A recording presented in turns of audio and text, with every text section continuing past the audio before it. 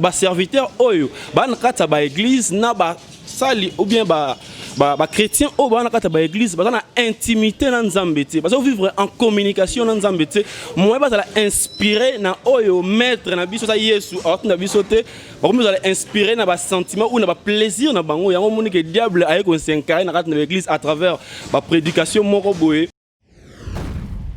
Moutotangi Kombo n'a pas combo pour na bon marambu mais Moutotangi Kombo c'est pas un pasteur en écoutant ce qu'il est en train de parler dans des réseaux na lo beso lo mo avant na loba mutu nyonso za musala Nzambe o a commis ça réseau disons internet YouTube cop na yo aller la rombo Nzamba me dire yo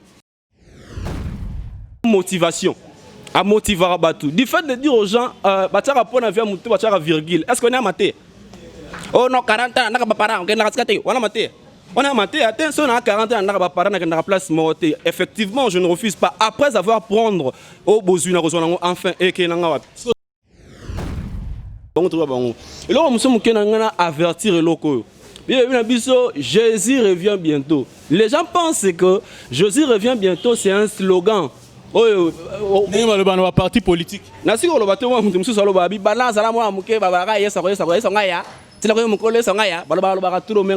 que Jésus revient bientôt. C'est un slogan, c'est la vérité. Il faut que ça. Mais derrière chaque connaissance, il y a des esprits qui se sont incarnés. Il y a que namate a nyoso, na connaissance nyoso, na nzembo nyoso, na simanango, il y a un esprit qui s'est réincarné.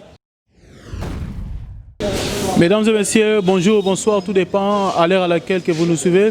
Les abonnés, les fidèles de Bibi Télévision officielle, c'est bien là, Ribin Samba, la réserve de la presse congolaise, Mona Soukaba, journaliste. Et aujourd'hui, on va parler sur l'incarnation des diables dans les églises. Et avec mon invité d'aujourd'hui, on a Roligana, nous sommes déjà Aris Sumbu, les jeunes protes, à passer à l'écart déjà la fois passée dans Bibi Télévision officielle. Et aujourd'hui, avec Aris Sumbu, sur l'incarnation des diables dans les églises. Avant d'abord de commencer cette émission, je tiens à saluer le boss, le boss Fridoline Sita, le boss Agamoko, le boss Fridoline Sita, Ribin Samba, la réserve de la presse congolaise, sans oublier encore Jenny Amba, de moi, Jenny Amba, la personne de la salutation, et Beli Aris Sumbu, bonjour. Bonjour, la réserve, c'est quoi la réserve de la presse congolaise. Les micros d'or de la presse congolaise. Parce que si on a bien regardé, il faut honorer, parce qu'il y a bongi honoré dans Moussala Malamu, Sala, Azako. Kosunga ba jeune ba congolais qui ba sepela na marambu nyonso na marambu nzambe na marambu ba divertissement mon kili donc c'est un peu ça. Ah voilà, merci Aris Sumbu. Vous comprenez, toujours belé donc voilà, il faut y avoir bon temps musala qui toque ça donc message ils ont kende ils ont comme yango ba kombo ekoyel un peu belé. Tout sur le c'est sujet le l'incarnation des diables dans les églises. Mais qu'est-ce qui se passe na kata mukila lelo? Et là qu'on dit besoin comprendre donc monde ya nzambe ba inisata na bomi kokota na kati ko se déguiser le rôle ba sala nzambe d'où ezanini. Il y a question là mutuni hein. Mais là nzembo moko na lingaka chaque fois quand je parle de la part du Seigneur na meka un peu ko yemba nzembo wana. Ser moko yemba loba kovanda pembeni na yo yangonde makasi nanga nayo kaka mungongo nayo Yangonde Sengo Nanga. Malheureusement, à chaque fois que j'aime chanter ces chants, j'aime le chanter parce que c'est ça qui fait la force de ceux qui croient au nom du Seigneur. Bako Bengayo, serviteur de Dieu, Bako Bengayo, peu importe les noms, on s'est surnommé, on a commis prophète, on a commis pasteur, on a commis apôtre, maintenant ça commis. Mais c'est ce qui fait la force d'un serviteur de Dieu, et ce qui fait la force d'un enfant de Dieu, c'est vivre en intimité avec Dieu, c'est vivre avec Dieu. Tu sais, quand tu es en intimité avec Dieu, tout ce que tu vas faire, il a toujours épanoui bien. Et là, que ce moment, serviteurs de Dieu belé, c'est qu'ils ne sont pas en intimité avec Dieu. Vous savez, au moment où il parle de Dieu. Oui, au moment où Yesu, comme partout, Yesu, alors nous confondre ma motivation. Vivre en intimité avec Dieu. Quand tu es en intimité avec Dieu, ça prouve réellement aux connecter à Saint-Esprit. Et c'est le Saint-Esprit qui va commencer à te révéler les choses qui sont cachées. Donc au moment où le diable a s'incarné dans l'église, parce que les serviteurs, dans l'église, sali ou bien chrétien au bana kata ba église ba na intimité na nzambe te parce que vivre en communication na nzambe te moi ba la inspirer na oyo maître na biso sa Yesu na biso te ba ko la inspirer na ba sentiment ou na ba plaisir na bango yango moni que diable aye ko s'incarner na kata na église à travers ba prédication moko boye.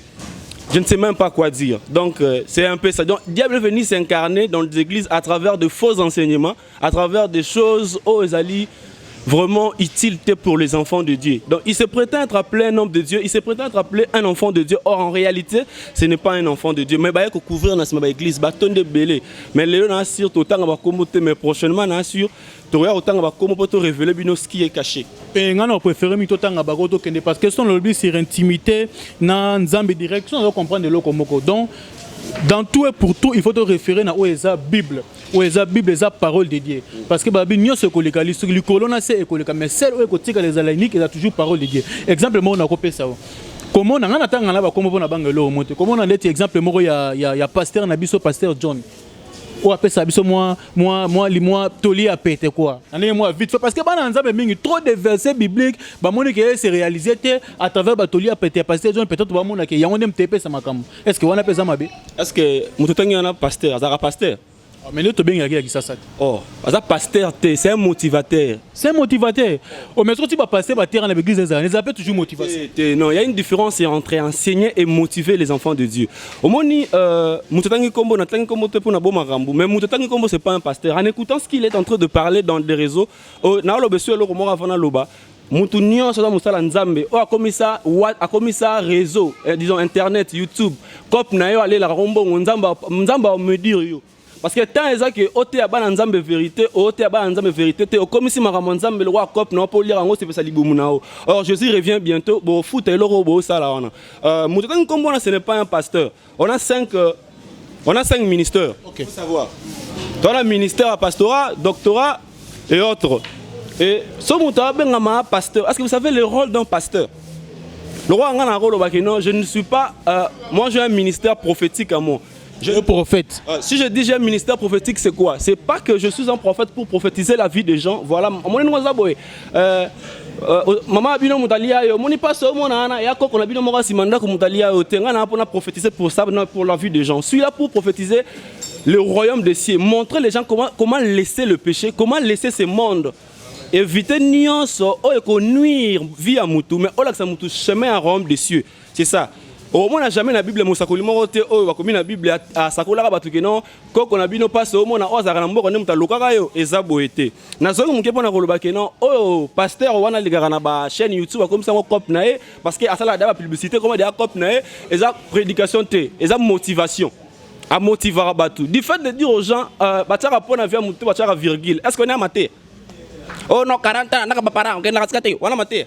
On a maté, attention, on a 40 ans, on a la place mortée. Effectivement, je ne refuse pas. Après avoir prendre au besoin, enfin, et que l'on a. Si on a l'église en matin, tu es mal, si on a prophétie, c'est un peu ça, on a motivé, révélation. Le mal, c'est quoi? Il faut enseigner les gens le royaume céleste. Ce qu'il enseigne, c'est le royaume terrestre. Après avoir tout prendre ici, au Rozo, à Bozui, au Subambon, au Zumituka, au Suranoni, au Selo, au Moroté, Batara, point à vie, à Moutou, à virgule, ce que mon clocher, point à vie, à Nzamba, Tessaini. C'est le moment où mon papa a rôle dans ma paix, maman a rôle dans ma paix. Ce qui nous a ma paix, attends ma paix, rejoindre. Ce qui n'a qu'à l'église, baoté, via manteau, le feu, tika via manteau, le baoté, on le sous-sauté, et passé au rappel, tika via manteau, le bimon, le tongo, kende, luka, ma béni à ça, n'a qu'à. Nabi, église, il n'a qu'à se retourner, moi, qu'on va baoté à tirer manteau. Nabi, est-ce que Moutounios n'a pas qui a n'a pas ça, bon? Est-ce que Moutounios n'a pas à ça là? Non, toi, forcément, il y a certaines personnes dans la vie, batina mateke. C'est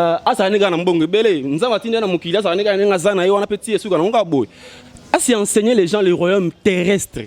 Or, ce que nous avons besoin maintenant, c'est enseigner le royaume céleste. Il y a bisa batu boy. Tant on zobi manatongo, ok cop, ça la cop na vérité. Koi bate, tambora boy na cop na pona sima. Atoro zoa ya golia na libumo na simonango, ero tambo na justice pe crainte de Dieu partout au kende. Et remémore dans le royaume des cieux. Tant que vous avez vu moi ya sega rabosi ba connaître comme ça matin, aussi ba motivation comme ça matin na bino vraiment. Aussi motivation na yo, aussi donc na éviter comme ça ngolo moko boy donc c'est pas bien. Il faut éviter de telles des choses, c'est pas bien. Il faut enseigner les gens le royaume des cieux. La Bible nous dit, cherchez premièrement le royaume des cieux et les autres, et puis ça met la biso. Ma bezate, à chaque fois que tu es abattu ou motivé battu, pour savoir que ce que tu parles aux gens, c'est la vérité, il faut prendre les écritures et associer les écritures de Dieu avec ce que tu es en train de parler aux gens. Namoni aucun mingi ou attaqué mon panzi à pasteur, on entend comme pasteur John, mais tous on un peu na kati ya ba église, na monsieur c'est passé. Au lobby mingi, pasteur Azoya wana monde ya YouTube et à cop. Mais tant que passer na moment à confiner, donc presque ba église wana nyo sur ba chaîne YouTube. Au monde ngo mon angote. Mais au lobby bien, pendant ces moments qu'on était confinés à la maison, il n'y avait pas moyen de se déplacer pour aller dans des églises. Si au moins le pasteur dans cette église va s'organiser, s'organiser dans la chaîne Morobo, mais c'est pas mauvais, mais faire maintenant de ça ton business, c'est ça. Deuxième question. Moi Mouké. Oyo spirituel na bi ke suka spirituel. Mais au monde on dit Messi a obima na nzoto amutu, frère, prophète. Ben quand un peu expliquer biso peut-être pas comprendre le sens on a bien été mais et le côté spirituel te baise à la spirituel mais mi c'est bien dans autres amutu et ngo l'accent. Oh, ce qui est caché c'est pour Dieu. Mais ce qui est révélé, c'est pour nous. Tout est possible à celui qui croit. Parce que faut expliquer bien même dans le passage, comme il y a un maître, il y a la Bible, mais quand il peut expliquer parce que si j'ai été évangile, si tu as sali bané na mukila salagi, tout le monde est bon côté. Mais c'est dans autres mutu, mais faut des places. Mais Bible besoin le baki non, o ba ozana kondi mana comme na Yesu ba osa bika musina koleka o Yesu salaki za na gravité parce que ce qui est important pour nous c'est quoi? Bible le Bible miracle nyonso on a vu pas chrétien au ba chrétien ba miracle. Un chrétien ne peut pas être un chrétien de miracle parce que le miracle c'est possible. Dieu est capable et possible de tout faire. Rien n'est impossible à Dieu. Or, ce qui est essentiel qu'un enfant de Dieu doive être content, c'est lorsqu'une personne accepte de suivre Jésus et laisser sa mauvaise vie. So moni mutumo bo akinganga, azaki magicien, aki na ba vie amabe, atiki vie amabe, alandi Yesu. Ça ce moment-là, babi fête za na lola. Il faut ba miracle bonde, miracle babi les miracles oza munene na royaume des cieux, ebe saka esengo na lola, yata muta bongo la mutema. Wana miracle o ba nzemba o sepela. Ngo soki mutumo atambola tamboli c'est normal ce qui li bata bimi nzoto mutu c'est normal parce que nzamba est capable de ça nyonso mais ce qui ne muta bongo li mutema c'est on a au monde on a que loko moko spécial parce que mutu pena kinganga alandi Yesu on a pena miracle on ni ba chrétien belé ba ko sa biso ba miracle les besoin d'église aussi si ba pasteur nguya ba pasteur ba si nguya pourquoi c'est parce que yo moko no mo Kristo olingo bongisa itamboli na ote olingo bongisa vie na ote au mon église moko kuna ba bimisa ba pese na makolo ba bimisa kuna omoni ya yo sambelaka parce que ça muki omona nzamba zate le roi kuna bimisaka omoni kuna nzamba ezali il y a des pleins vides et des vides pleins. Des pleins vides c'est quoi dans l'église moko batu batonda mais quand il y a pas de convertis ce sont des pleins vides et des vides pleins ce sont des églises tout le monde ramiki mais à l'intérieur il y a la crainte et la justice de Dieu. Donc tout ça la bandimi oh tout ça donc tout continue ba pasteur yango ba komiki na ba chaîne YouTube ba luka ba parce que luka bandimi pe tala mingi bato lobi bia bisina la patronne de la presse congolaise ya utuye azamo sambeli makasi moto yamba penda yesu depuis bomwana ya banganza makasi bibi ya bisina que sali depuis les États-Unis d'Amérique azolanda presque pour mingi talande bango je salue aussi Sœur Bibi na biso loko moko Sœur Bibi loko sambelaka kanga maka na nzambe ya solo. Ça veut dire quoi? Koza mondimi mo na kati na luté pasteur moto na nzambe nyonso mais nzambe ya solo ngo mais pona bato to différencier bango ndento ye nzambe ya solo malamu parce que tout bazera na kombo ya Yesu mais to koyeba bango comment mais Matthieu 24 le maramu nyonso on va regarder na tango suka il faut ba pasteur lokuta ba ya faut ba prophète c'est là na tout non te loro moko ba pasteur solo ba yeba na ya fo ba yeba leti ba nzambi wani mais nzambi wani ngana bina na betami na nzambi wani na bito gafo nazota ngwa mutute mais na bito koyeba na bilembo à travers les actes qu'on va reconnaître to koyeba oh ça faux pasteur oh ça faux prophète à travers les actes na bien offendre obligation wana mutana mutu peut être moi la mbongo te aineka peut être na 100 francs est-ce que ko tia offrande te on offrande biso bandaka $500 babilo kwa bongo est-ce que na bible na moi simoko boye azaki na mbongo ya muke ko leka bato bele metanga tsaki libonza na nzama considérer que le bato se bayaki na ta église et ne signifie nini libonza c'est pas quelque chose qu'on force à une personne ça provient au fond de le cœur quand tu attends na kata mutema na yo ce que tu as tu donnes au Seigneur mutumo akoza na $1000 au pesi nzambe $1 na muto ana $2 apesi nzambe $1 na nga bonzi bien na nga bonzi mabe olobaki o bonzi bele ça veut dire libonza ba force à mutu te libonza eza volonté à mutu consentement oh mutu ndenga oki liloba ayeko bonza ayeko bonzela nzambe na ye on habite tokoye babango na misala pe na makamba na bizaleli na bango to bango eloko muso mukena ngana avertir eloko Jésus revient bientôt. Les gens pensent que Jésus revient bientôt, c'est un slogan. Le parti politique. Mais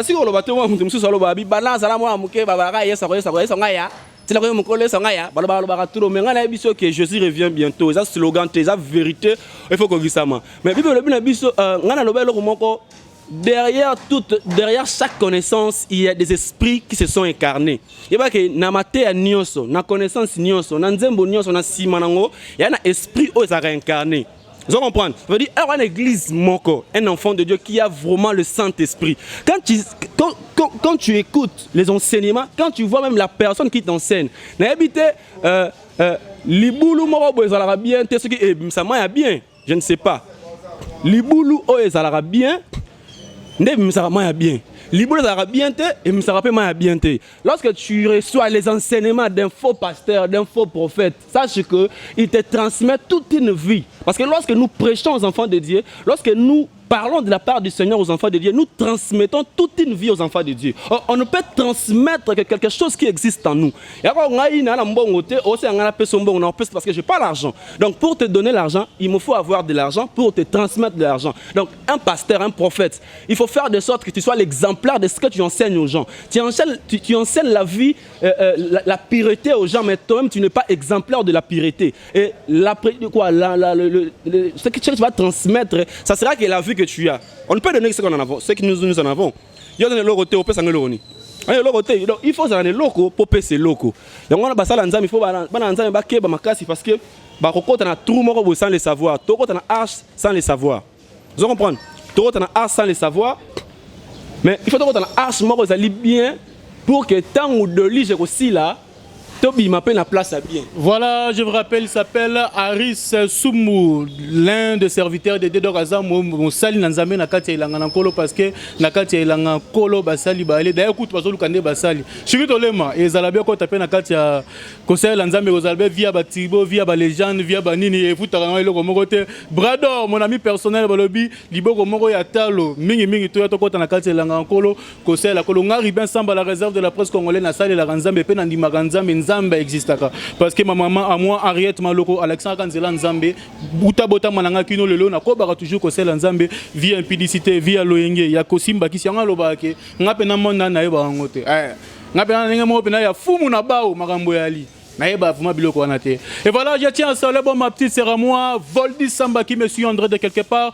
Voldi Samba, Voldi Samba, petite sœur, n'a pas souvent beauté belle sans oublier encore Jackie Kaya, maman na Maëvana Lorenzo, na tourne en France, par salutation Isabisser, na tourne en France, par salutation na Bino Yangona, sans oublier encore Balobi.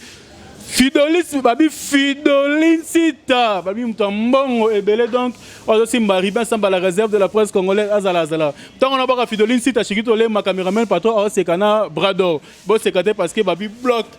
Na concert à frère José Nzita, babi Mikolo, Maramanzambe gaka. Na concert à frère José, il y a Jubilé d'or, toke na paquet, Kanya Rabia Rosala. Mais on met la légende, on met la tribote, on met la secret na cadre pour louer Nzambe, moto Nzambe. Donc comme une absurde qui est vraiment vers Nasuka. Question on a retourné à moi pour na chiter Ezaboué. Lelo oyo confusion koti makasi. Tomoni ba pasteur ba na kata politique. Or tant totali politique na biso Afrique eza politique mingi ya lokuta. Politique ya rekosa sa population, politique ya ko manipuler. Mais tant tout le monde a pasteur vraiment ko bunda bango na bango. Kuna exemple mo pona fungula parenthèse. Moi na mboka Martin Fayol abike ya zo ya autip mikili ya poto azokita pona ya Congo. Kuna ba lobini ni to célébrer fête. Peut-être prendre un tel libre. Tomoni kuna ba pasteur ndam bakei boy. Baké pour na côté ba pasteur mususu baké bobo kenda kuna te boye bona na biso ko to mituna et comme ndeti concert à Jibena Wera ou est comme nini na bebe lo moko liboso un homme de Dieu un enfant de Dieu avant toutefois de parler de la part du Seigneur tu dois toujours accorder ce que tu parles avec les Écritures alinga toujours ko lo bana sang sara ba écriture na ma ba e balanaka. Il nous a rendu capables d'être le ministre et non selon la lettre mais selon l'esprit. Car la lettre tue mais c'est l'esprit qui vivifie. C'est l'esprit qui nous donne la vie. Ça signifie quoi par là? Ça signifie ceci. Et non selon la lettre, mais selon l'esprit. Poète nzoto et bomara, moli monde et tikalaka. Na Galate, les choses de l'esprit sont contraires à celles de la chair. Or, nous, en réalité, dans l'homme, c'est l'esprit. Notre Dieu est esprit. Nous sommes inspirés à servir Dieu. Nous avons la vocation de servir Dieu. Sache que les choses de Dieu et les choses de l'homme, ça ne s'accorde pas. Deuxième,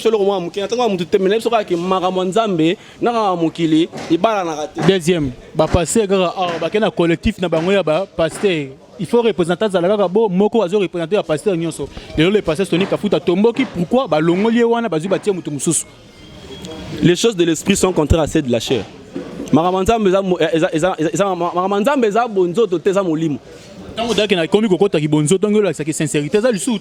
Dans ce qui ça s'oppose. L'esprit et notre chair, il y a l'opposition entre les deux. Vu qu'il y a l'opposition, il faut moi dominer. Si moi dominer, il faut moi dominer. Donc, place une autre dominer, sache que l'esprit est un assez. Et lorsque l'esprit est un assez, on devient maintenant un Dieu. Parce qu'il n'y a qu'un seul esprit, c'est l'Esprit Saint qui doit être élevé au-dessus de tout le monde.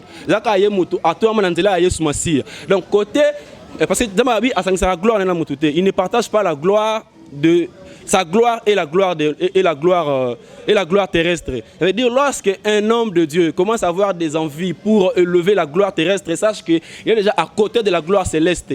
Voilà,